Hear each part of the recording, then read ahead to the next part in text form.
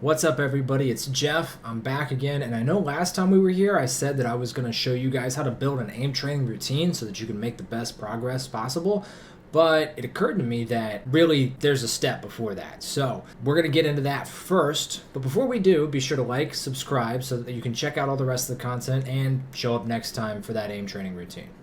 Let's get into it.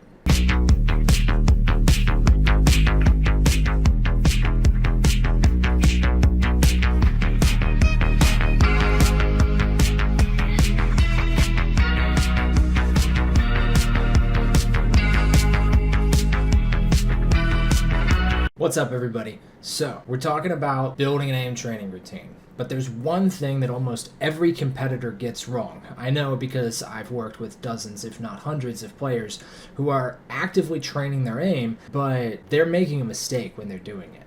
And this is something that I don't want anybody to continue making because ultimately it's just going to slow you down. And not in the sense that you shouldn't, but in the sense that you're doing it wrong. So the first thing that we're going to talk about, and really the only thing that we're going to talk about, is that aim training and warming up are not the same. And I know that that's a difficult thing for a lot of people to understand because a lot of players, a lot of pro players, they'll warm up with aim trainers. They'll go in, they'll use an aim trainer, they'll do some deathmatch, whatever their routine may be, to get ready for their game. And players will emulate that without analyzing what's actually happening there or trying to understand what process is going into that. So we've got this graphic here, and what we are showing on this graph is time versus performance. Now, for some of us, that might be measured in minutes, but for the sake of this, we're going to measure it in hours, all right? And so when you're sitting down to play a game, what you want is for your actual performing time where you're in the match to be up here. You know, you want to be bringing your absolute best when you're in those games. You don't want to be bringing it when you're in your aim training, right? And that's where we get into, okay, well, you're going to start at your baseline down here. That's where we all start. So where are we trying to get? Well, when you're warming up, you're trying to reach just before maximum performance. So let's say you cap out like right here. This is as good as you get.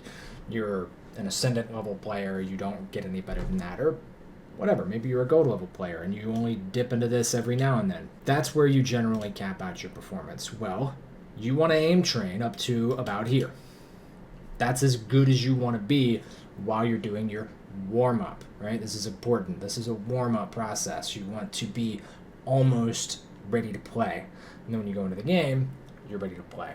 But what a lot of people do is they'll aim train, and then, you know, they've got all this time, they've spent an hour, they've spent 2 hours, whatever, and then they get here, and then that's when they start playing. But if you look at this window of time here, you could have easily played a whole match of Valorant or Overwatch or whatever your game is within this time frame here. That's more than doable. So you don't want any of that time. What you really want is to prepare like this and then say, oh, okay, cool. I'm going to go ahead and hop into my game. And then from here on, you're going to use that to reach peak performance because you'll stay at that top end for a longer period of time. If you get to it too early, too fast, because the way that aim trainers and training programs are designed, you're going to climb very rapidly at the start, right? And this is another thing. If you go into the game cold, if you go in without any kind of warm-up, you're going to be like this. And you'll be almost out of time by the time you actually reach performance. You'll get like 2 good games in, you'll have thrown 3 games over here, maybe 4, and you're going to be down for the day. Nobody wants that, and that's why warming up is so important. So when you do a warm-up, you'll find that you progress a lot more like this. But we want to cut that off early. We want to stop here. We don't want any of that extra time. And that is the difference between a warm-up and an aim trainer, because when you're playing the game, when you're planning to play the game, you want to warm up so that your practice time is as effective as possible. Now, maybe you're thinking, oh, well, I'm not practicing. I'm not trying to go pro. I'm just trying to be a little bit better. Well, you're still in a practice when you're in your ranked games, when you're in your actual matches. That is your practice time.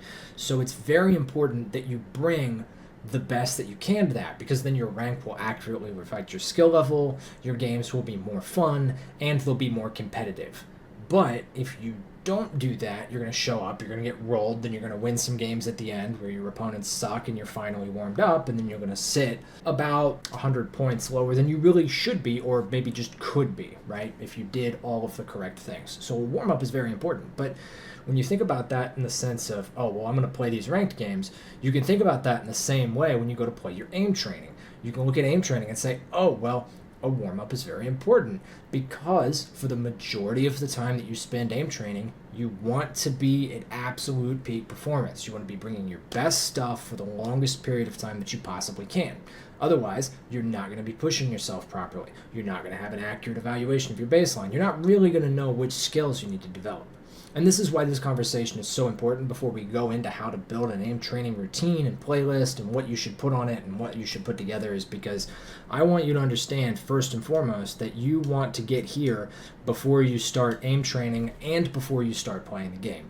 The warm-up process is super important. And what you do for that warm-up process is also important, right? So we talked a little bit about the last time we had the quick shot squares. Within AIM Labs or Kovac, there's APM trainers or APM tests, as you'll probably find them online. OSU is another great APM-based thing. You got to be careful with that one, because if you only ever play the same map, you'll memorize it. You won't actually improve your speed. But anything that gets you moving really quickly that doesn't involve a lot of precision, a lot of actual muscle engagement in terms of fine-tuning, something that just keeps you moving fast. And that's what's going to be really important here, is that you maintain that quick movement for a short period of time so that you're ready to get into the real objective of the day, whether that be aim training or playing ranked games or just playing with your friends so that you can style all over them properly. When we get into next week's video, we will talk about a lot of stuff. That one's going to be a big video. We're going to do the ultimate guide to warm-ups. We're going to do the ultimate guide to building your playlist. We're going to talk about how to schedule a routine. It's all so tied together. And I could split it up into 3 videos, and I might if it ends up being like an hour long.